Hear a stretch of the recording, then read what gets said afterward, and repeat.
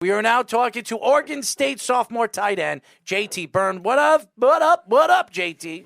So good to see you guys, man. It's nice to be back on the show. Thank you for having me on here, man. Absolutely, man. You're 2 years older. So how old are you right now? How old are you right now? I'm 19. I think I talked to you guys when I was 17 or 18. Yes, you were it's 17. Crazy. It's crazy, man. And we keep in touch with a lot of you guys because we interviewed the top 50 prospects of 2 years ago. So Devin Kirkwood. We still stay in touch with all of these guys, and I really hope you guys succeed, get through your college education, and get into the NFL, and really show everybody how great and how talented you really are. So how is it over there in Oregon State? What is it like going to college over there? Obviously, with the different type of women and just everything, the sports life, the eating, the drinking life. What is it like being over there, college life over there for you? No, absolutely. I mean, obviously, I'm from California, so I think something for me in the recruiting process was definitely finding a place that was close enough to home where I could get home in a day if I needed to. That was kind of a big thing for me, and obviously, I've always dreamed of playing in the Pac-12, and Oregon State was able to provide that as well. And so I've been up here for about 9 months now, which is crazy to think about, and I love it up here. I mean, the people are awesome, super down to earth people, which is super cool. The staff lived up to what my expectations were throughout the recruiting process, which I can't say enough about. And I think, obviously I was looking for a staff that I knew was going to be around for a while, and that's also the case. So, I mean, the staff does a great job taking care of their players, checking in on everyone, making sure, we're in good health, good shape, good mental health. Obviously, I think the day-to-day process of playing college football is a big adjustment for sure. And I think, getting that adjustment is obviously, it takes a little bit of time, and there's growing pains, of course. And obviously homesickness is a normal thing, but I think the fact that it's fairly similar to where I was living in California too, helps a lot. And the people here are just phenomenal. And I've made great friends. I love my professors. And obviously there's more than just football to it as well. You got to be, going to school. You got to be living every day. You do football from 7 a.m. to noon, but the rest of the day is kind of on you. So definitely have found some good things to do. There's some beautiful places out here in Oregon to go on hikes and check it out. And so all in all, man, I'm having a great time. I love it here. I have zero regrets about my decision.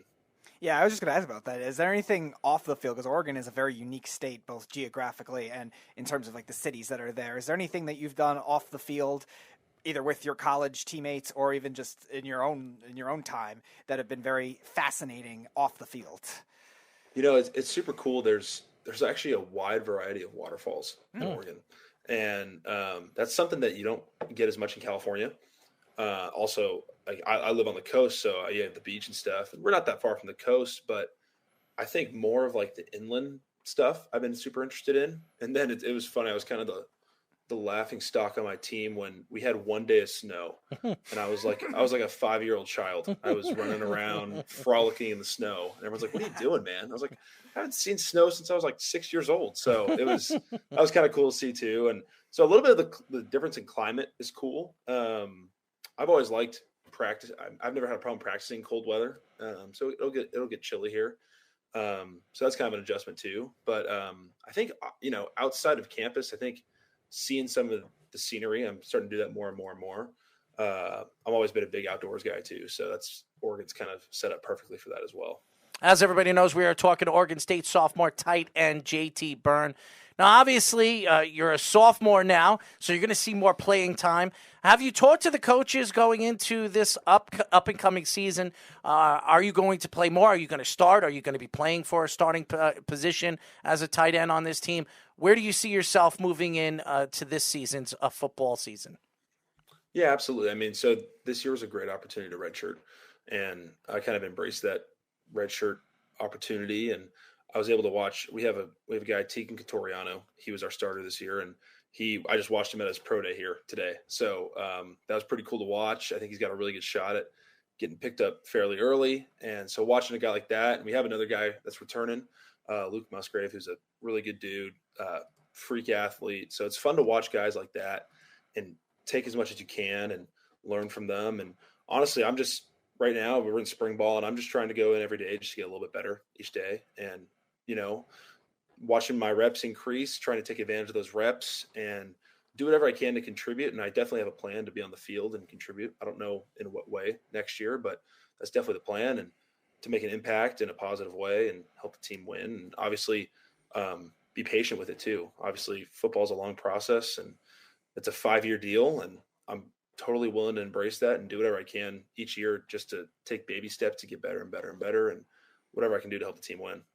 So your coach and Jonathan Smith, who has created a winning culture there for Oregon State, they made a bowl game this past season against Utah State. For a school that's not normally known for football, a great baseball school, a basketball school that went to the Elite Eight last year as a 12 seed, very impressive run, but not normally known for football. So what do you think he has done as to this program, and what have been your connections with him as a coach so far? Yeah, I mean, he first of all, he's an excellent dude. Great guy, players coach for sure. Always willing to check in with the players, make sure we're doing well, and super hands-on in that aspect. But I think also a testament to him is he lets his coaches do their jobs as well. So he's very much a facilitator and lets them do what he knows their strengths are.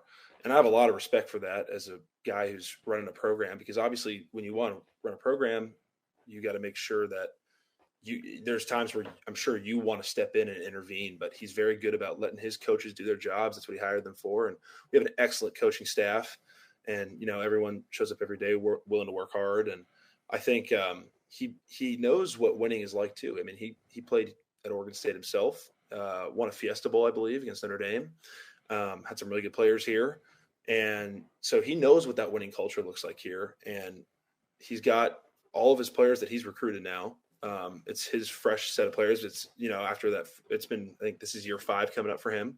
So now it's all of his players, and everyone's really buying into the culture, and he understands what it takes to win. He's hired coaches that understand what it takes to win.